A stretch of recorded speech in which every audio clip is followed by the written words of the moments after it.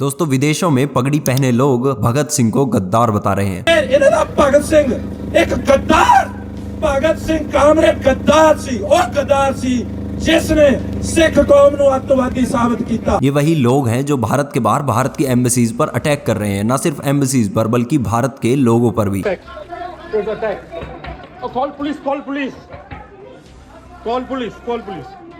यही पगड़ी पहने कुछ लोग भिंडरान वाले जैसे अलगाववादी को संत भी बोलते हैं। और इन पगड़ी पहने आतंकी या खालिस्तानी समर्थकों में और असली सिखों में फर्क करना बहुत जरूरी है, क्योंकि अनफॉर्चुनेटली बाहर बैठे लोग ही भगत सिंह पर अटैक नहीं कर रहे, ये अपने देश में भी है। सिमरनजीत सिंह मान जो कि एक सांसद है, वो भगत सिंह के बारे में कुछ इस तरह का बयान देते हैं। आप समझिए सर, भगत सिंह ने एक अंग्रेज नौजवान आईपी का अफसर मार दिया था, एक अमृतधारी सिख कांस्टेबल चन्नन सिंह मार दिया था, जो नेशनल असेंबली थी उसमें बम फेंक दिया था।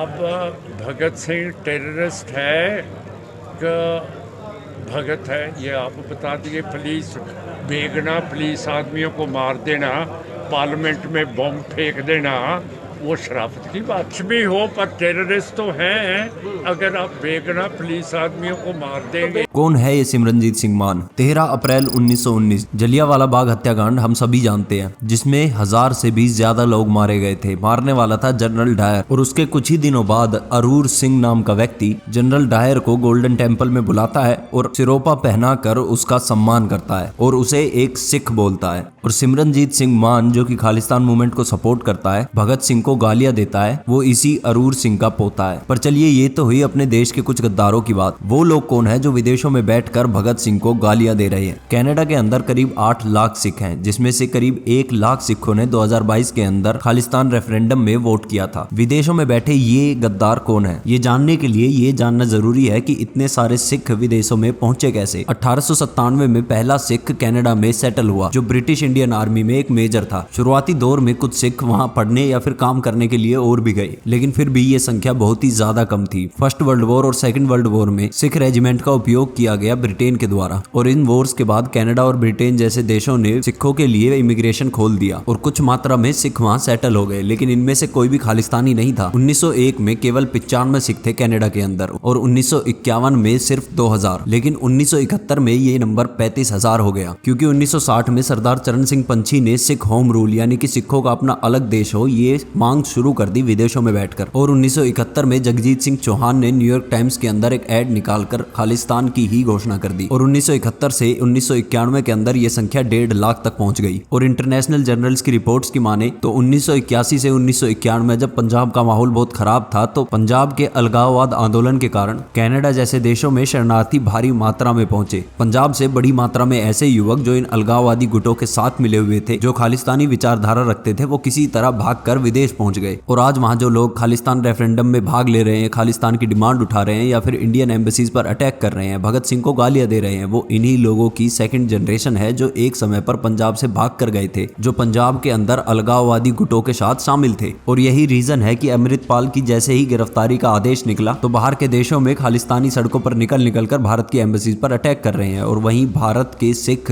तिरंगा लहराते नजर आते हैं। इस तिरंगे के लिए हमारे पुरखों ने जान दी है।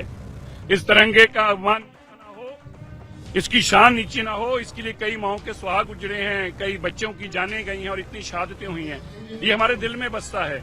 हमें इस बात की खुशी है कि आज बच्चे के मन में ये जज्बा आया है